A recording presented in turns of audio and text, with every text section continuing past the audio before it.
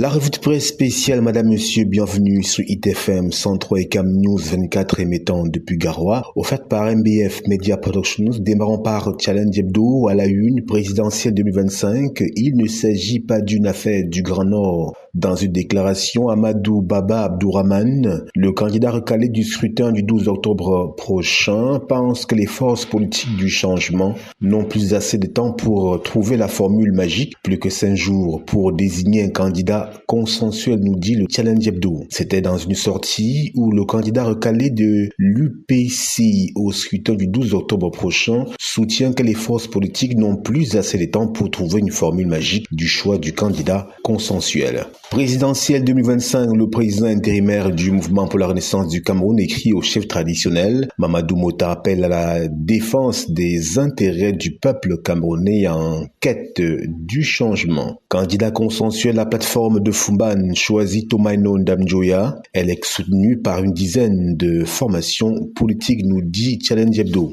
Défection, un vice-président de l'UNDP quitte le navire. Mongolian Diabel quitte le navire UNDP. Sa démission a été servie le 20 septembre dernier à Maïgari Bello Bouba, le président national de cette formation politique. Présidentielle 2025, la couverture médiatique des élections à l'ère des réseaux sociaux. 5 ans après les manifestations du MRC, 36 opposants restent en détention. Ce lundi 22 septembre 2025, le Cameroun marque un anniversaire.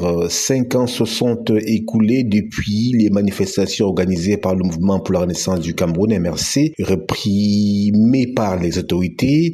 À l'époque, le parti de l'opposition appelait à manifester pacifiquement pour un dialogue national, une réforme du système électoral et la fin du conflit dans les régions anglophones. Forum économique Russie-Afrique, des hommes d'affaires camerounais attendus en Russie, renforcer la coopération entre le Cameroun et la Russie, c'est le sens du Forum économique Russie-Afrique prévu du 16 au 20 octobre 2025 à Moscou.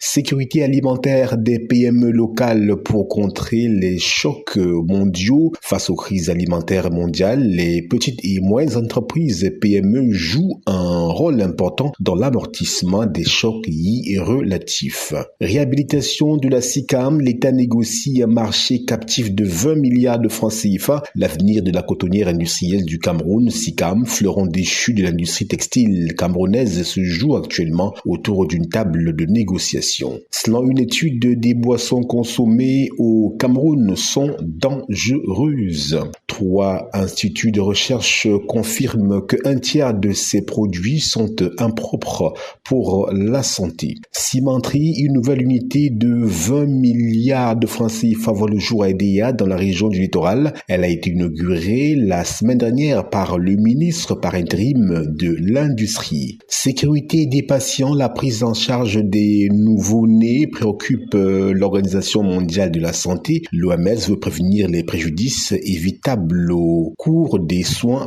pédiatriques. Activité syndicale, la SPIC à sa section régionale du littoral. Le syndicat national des professionnels de l'information et de la communication, section syndicale régionale du littoral, a été élu à 100% au cours d'une assemblée générale élective le 20 septembre 2025 dans la ville de Douala. Rumeur de suspension des délivrances de visas pour Dubaï. Le consul général dément et appelle à la vigilance. Enquête MIC 2024 pour améliorer les indicateurs du développement. La salle de conférence du ministère de la Santé publique a abrité le jeudi 18 septembre 2025 la première session du groupe de coordination et de suivi de l'enquête par GRAP à indicateurs multiples mix 2024. Projet du barrage de Bakaou, Electricity Development Corporation EDC porte sa capacité de production à 400 MW.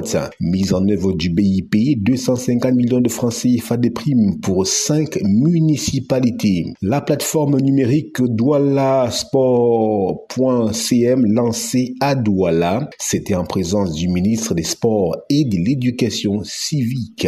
Récompense, Ousmane Dembélé remporte le 69e Ballon d'Or. européen. Processus électoral à la Fédération camerounaise de football à l'Ouest, le délégué régional du MINSEP somme son personnel de se retirer. L'actualité à l'international, la Palestine, un État déjà reconnu par 52 des 54 pays africains. Guerre en Ukraine, l'Union européenne adopte de nouvelles sanctions contre la Russie et espère entraîner Washington. Voilà, madame, monsieur, et c'est la fin de la revue de presse spéciale sur ITFM Centre et Cam News 24 émettant depuis Garoua, offerte par MBF Media Productions. Nos programmes se poursuivent.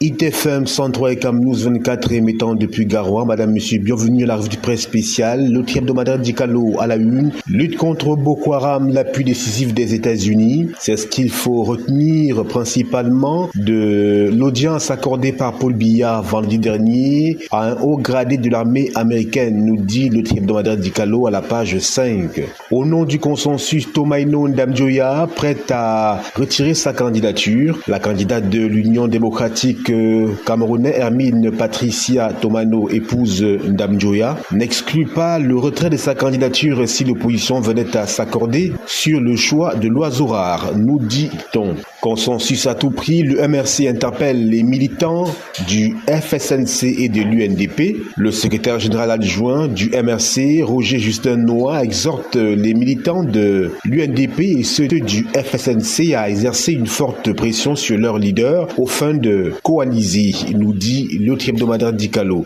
Candidat consensuel, Joshua aussi prend ses distances.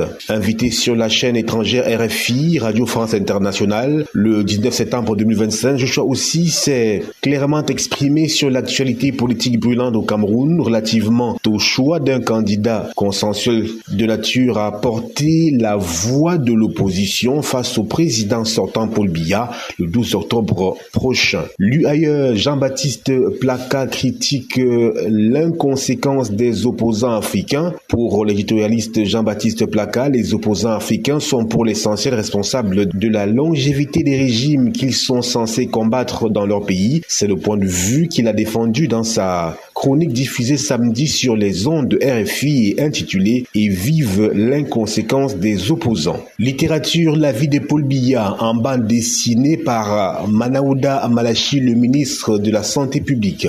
Insécurité dans l'extrême nord Cameroun, les États-Unis promettent un soutien pour combattre Boko Haram. C'est l'une des résolutions de l'audience accordée par Paul Biya à un haut gradé de l'armée américaine. Forces de défense et de sécurité, le MINDEF lance un vaste recrutement. En 6 années, le Cameroun importe pour 573,6 milliards de francs CFA d'équipements. Pénétrante ouest de Douala, travaux de recherche, reflashage à Bombank dans la région de l'Est Cameroun. Route Esse Hawaï Soa, déjà 76,21 km bitumés en septembre 2025, avec un linéaire de 76,21 km revêtu de béton bitumineux. L'entreprise CFEC se rapproche de l'objectif final du maître d'ouvrage, nous dit-on. Développement industriel, une nouvelle cimenterie inaugurée à Edea, Central African Cement, produira 1 million de tonnes par an. Route Yaoundé-Bonis, le BNTP répond au président du GCAM. Création d'entreprise, la stratégie du MINMESA pour enrôler des jeunes porteurs de projets via les réseaux sociaux. Sécurité des patients, l'Organisation mondiale de la santé veut prévenir les préjudices lors des soins pédiatriques.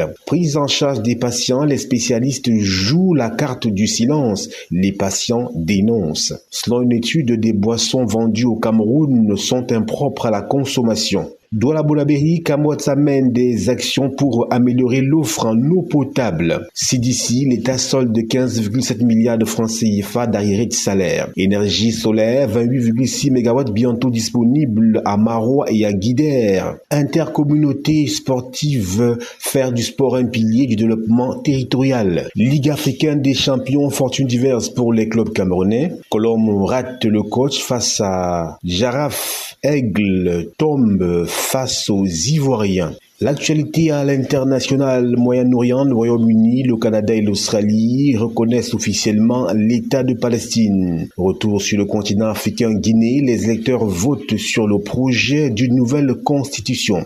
Voilà, madame, monsieur, c'est la fin de la revue de presse spéciale offerte par MBF Media Productions émettant depuis Garoua sur ITFM 103 et Cam News 24 Télévision. Restez en compagnie de nos programmes qui se poursuivent.